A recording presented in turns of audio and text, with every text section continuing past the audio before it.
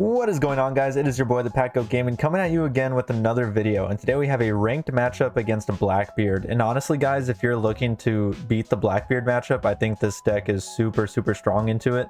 I've played maybe 4 or 5 Blackbeards, and each time it's been kind of a roll. As long as you see your rush characters, which we're playing so many, you're going to be completely fine. And even if they are able to set up their Blackbeard blockers, you can just play the 5-drop Luffy and run right through it. We're also playing 2 Jambe's to use on our leader.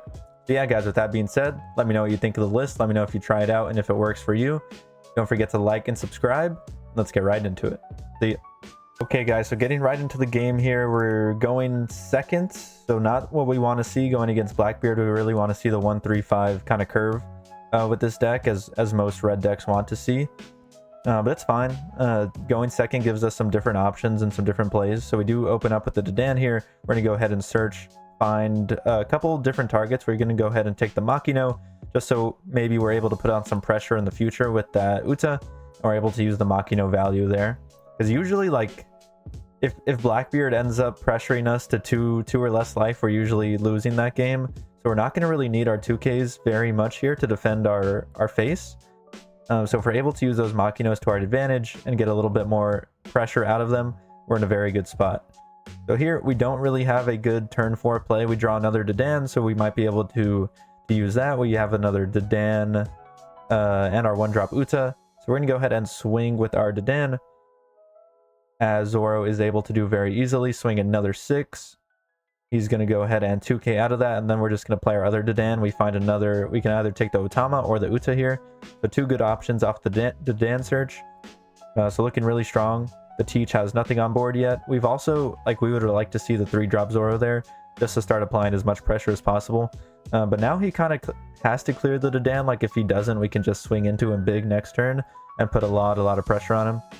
And that's what he does. He kind of has to swing the 5 there. So he's going to take out one of our Dadans. We still have another one on board, and we have a lot of follow-up for next turn. Now we have 2 5-drop Luffys available, and the turn after that we have the Beckman if he decides to play something like the Laboon. And we'll see if he decides to start black holing us. Like, that's why this matchup is really good against Blackbeard, because we don't really care about the black hole. The only character in our deck that really cares is our Searchers and our Beckman. And honestly, for our Searchers, like, it's fine. We can play those early game and try to maximize our value that way, because he's never going to black hole like turn 1, turn 2. He's always going to wait for that, like, turn 3, turn 4 black hole. And our rushers just don't care about it. So here we're going to be able to use our Luffy ability, give 1 to our leader, attach 1 to our Dadan, and swing for 5. And then we're going to get another 6k swing off with our leader. And you can see, guys, we're putting so much pressure on him. We have 7 or 8 cards in hand, and he's down to 4. He does have the Laboon on board, so we kind of know that our board is going to get cleared here. But that's fine. We have a lot of follow-ups. We're going to be able to put a lot of pressure on him next turn. We already have the Jambe in hand. We have the Rush Luffy. We have the Beckman. We do have the Searchers in hand, and I think it's important. Like, I should have played those earlier. It was just kind of my inexperience in the matchup. If you do have the Searchers in hand, you want to get those on board as fast as possible against Blackbeard, so you're able to get the value off of that, because he is just going to black hole you the rest of the game.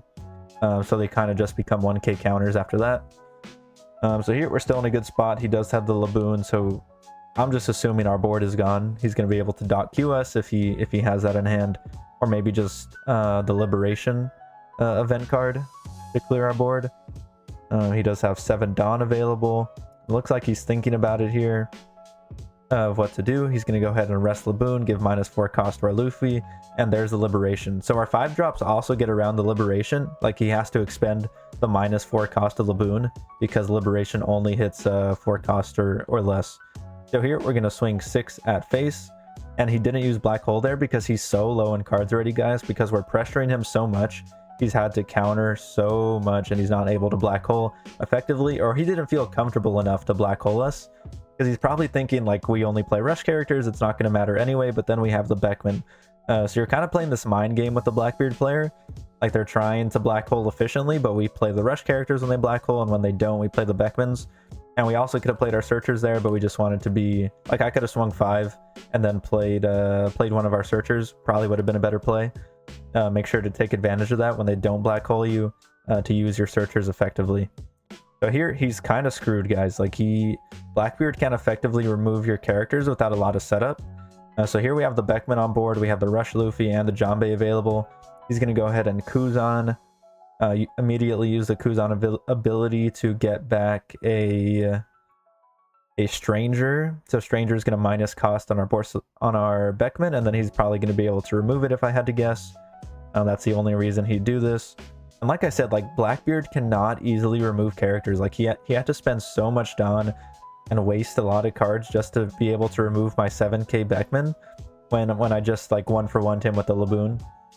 So really good trade for us there. He's down to 5 cards in hand, 2 life. We're still sitting really comfortable at 4. And here we could play our searchers, and I think that's what we're going to do. We're just going to see if we can find any Rush Zoros, more Rush Luffys. I think we grab the Zoro here just to try to put on as much pressure as possible. We can play the Zoro and the Luffy in the same turn. So we're going to go ahead and start with the 3-cost Zoro, swing for 6. Then we're going to be able to play the 5-cost Luffy and swing for 7. Or we can also swing first with our leader, swing for 6, see if he gives us another 2k. If he doesn't, we probably know that he doesn't have a 2k in hand. So a good 2k check, and yeah, he gives us 2 1ks there, guys. So really rough for him. We get him down to 1 life, and once they're at 1, honestly, the game's over. Unless they have like maybe the Blackbeards on board so we can attack, but really here the game is kind of finished. You can just concede as the Blackbeard player. We have the Janbei available. If he doesn't remove the 5-cost Luffy, we're in such a good spot. So here he's going to swing for 5 at our Zoro. Of course, we're going to protect it. He's probably just going to play the 10 drop here, and we're going to, like, the 10 drop is a really good card, but against this deck specifically, he just can't keep up. Like, we're going to be able to Janbei.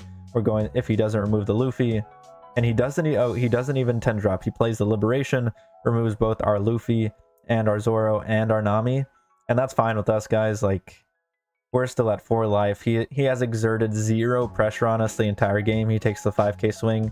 Now we're going to go for game with the Shanks, and that is game, boys. Not even freaking close against the Blackbeard ranked player there. So yeah, time for the post game. See ya. Thanks for making it to the end of the video, guys. You are the best. Let me know what you thought of the list. I honestly think it is insane against Blackbeard. Like, I've never lost against a Blackbeard playing this deck. I think you have to have really bad draws, and your opponent has to see everything for Blackbeard to win this matchup. So let me know if you try it out. Let me know how it goes for you.